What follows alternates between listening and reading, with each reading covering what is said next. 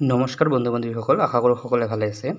তোমালোকক নতুন এটা ভিডিঅ'লৈ স্বাগতম জনালোঁ। আজি আমি এই ভিডিঅ'টোৰ যোগেদি সোলাৰ ছিষ্টেমৰ ওপৰত গুৰুত্বপূৰ্ণ 20টা MCQ আলোচনা কৰিম। আশা কৰোঁ ভিডিঅ'খন শেষলৈকে চাব। ইয়াত প্ৰথম প্ৰশ্নটো কৈছে, what is the largest planet in our solar system? মানে আমাৰ সৌৰজগতৰ আটাইতকৈ ডাঙৰ গ্ৰহটোৰ নাম কি? তো ইয়াৰ সঠিক উত্তৰ হ'ব আমাৰ অপশ্যন এ, জুপিটাৰ। ইয়াৰ পিছত আমি দ্বিতীয় প্ৰশ্নটো চাওঁ। দ্বিতীয় প্ৰশ্নটো আমাক কৈছে, which planet is known for its prominent ring system? মানে তলৰ কোনটো গ্ৰহক তাৰ ৰিং ছিষ্টেমৰ বাবে জনা যায়? তো ইয়াৰ সঠিক উত্তৰ হ'ব অপশ্যন নম্বৰ ডি, শনি গ্ৰহ, চাৰ্টেন। 3 নম্বৰ প্ৰশ্নটো কি কৈছে? 3 নম্বৰ প্ৰশ্নটো কৈছে, what is the smallest planet in our solar system? মানে আমাৰ সৌৰজগতৰ আটাইতকৈ সৰু গ্ৰহটোৰ নাম কি? তো ইয়াৰ সঠিক উত্তৰ হ'ব অপশ্যন এ, মাৰ্কিউৰী, মানে বুধ গ্ৰহ। বুধ গ্ৰহ হৈছে আমাৰ সৌৰজগতৰ আটাইতকৈ সৰু গ্ৰহ। এতিয়া আমি পিছৰ প্ৰশ্নটো চাওঁ। পিছৰ প্ৰশ্নটো কি কৈছে? পিছৰ প্ৰশ্নটো কৈছে, which planet has the most moon? তলৰ কোনটো গ্ৰহৰ উপগ্ৰহ সংখ্যা আটাইতকৈ বেছি? তো ইয়াৰ সঠিক উত্তৰ হ'ব অপশ্যন নম্বৰ বি, জুপিটাৰ। তো ইয়াত যদি শনি গ্ৰহ থাকিল হয় তেনেহ'লে উত্তৰটো হ'লে আমাৰ শনি গ্ৰহ। কিন্তু ইয়াত যিহেতু অপশ্যনত আমাৰ শনি গ্ৰহটো নাই, সেইকাৰণে অপশ্যন অনুসাৰে ইয়াৰ উত্তৰ কি হ'ব? আমাৰ জুপিটাৰ। ইয়াৰ পিছৰ প্ৰশ্নটো যাওঁ। পিছৰ প্ৰশ্নটো কি কৈছে? পিছৰ প্ৰশ্নটো কৈছে, which planet is refer to as red planet? তলৰ কোনটো গ্ৰহক ৰঙা গ্ৰহ বুলি জনা যায়? তো ইয়াৰ সঠিক উত্তৰ হ'ব আমাৰ অপশ্যন চি, মাৰ্চ, মংগল গ্ৰহক ৰঙা গ্ৰহ বুলি জনা যায়।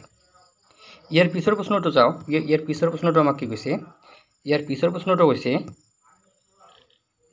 প্ৰশ্নটো কৈছে, what is the hottest planet in our solar system? মানে আমাৰ সৌৰজগতৰ আটাইতকৈ উষ্ণ গ্ৰহটো কোনটো?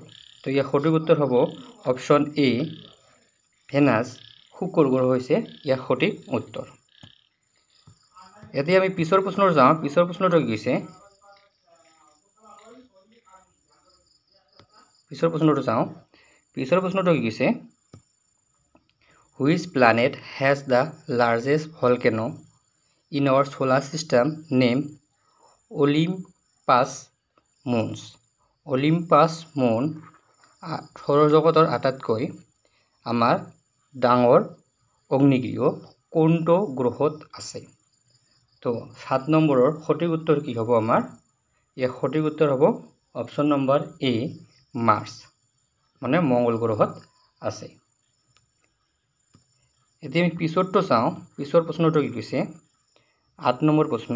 8 নম্বৰ প্ৰশ্ন কৈছে, which planet has the highest density in our solar system?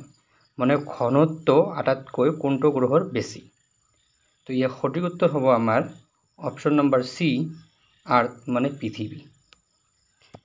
এতিয়া আমি 9 নম্বৰ প্ৰশ্নটো চাওঁ। 9 নম্বৰ প্ৰশ্নটো কি কৈছে? 9 নম্বৰ প্ৰশ্নটো কৈছে, which planet is known for its prominent great red spot? Great red স্পটৰ কাৰণে বিশিষ্ট গ্ৰহটোৰ নাম কি? তো 9 নম্বৰৰ বাবে সঠিক উত্তৰ হ'ব আমাৰ জুপিটাৰ, মানে বি নম্বৰ হ'ব আমাৰ সঠিক উত্তৰ। এতিয়া আমি 10 নম্বৰ প্ৰশ্নটো চাওঁ। 10 নম্বৰ প্ৰশ্নটো কৈছে, which celestial body is classified as a dwarf planet in our solar system? তো আমাৰ আগতে সৌৰজগতত আমি পঢ়িছিলোঁ 9টা গ্ৰহ আছে, কিন্তু 2006 চনৰ আগষ্ট মাহত কি হ'ল, AIAU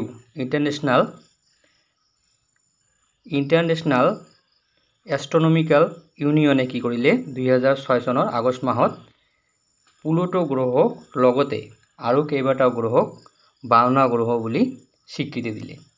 কি কি গ্ৰহ? প্লুটো, ইয়াৰ লগতে চেৰন, ইয়াৰ লগতে চেৰছাছ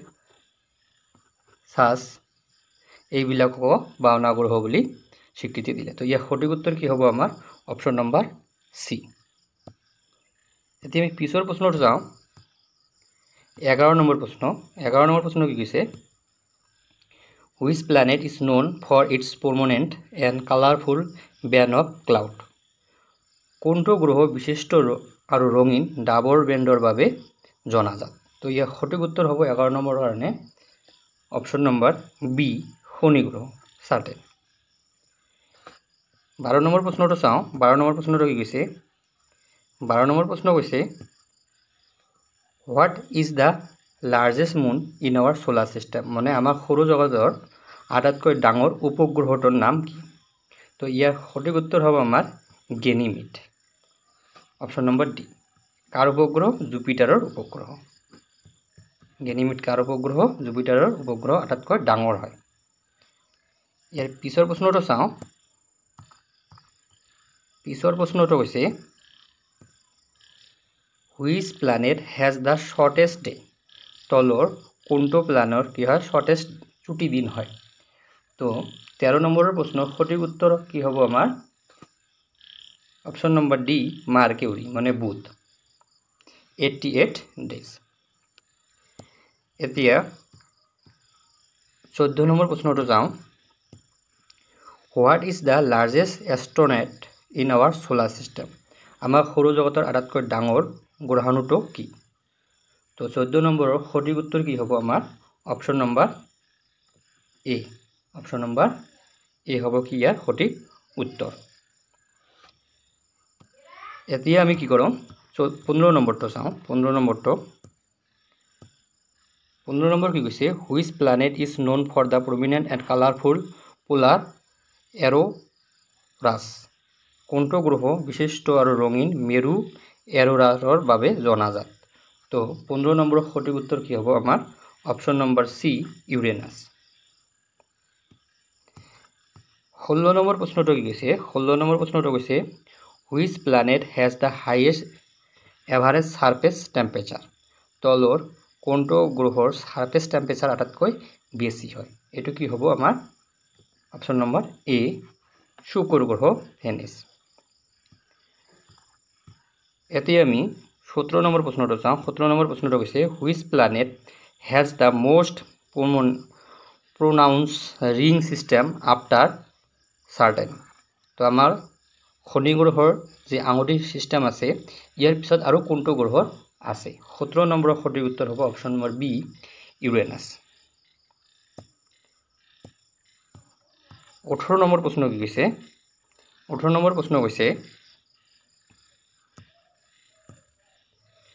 which planet has the most volcanically active moon in our solar system?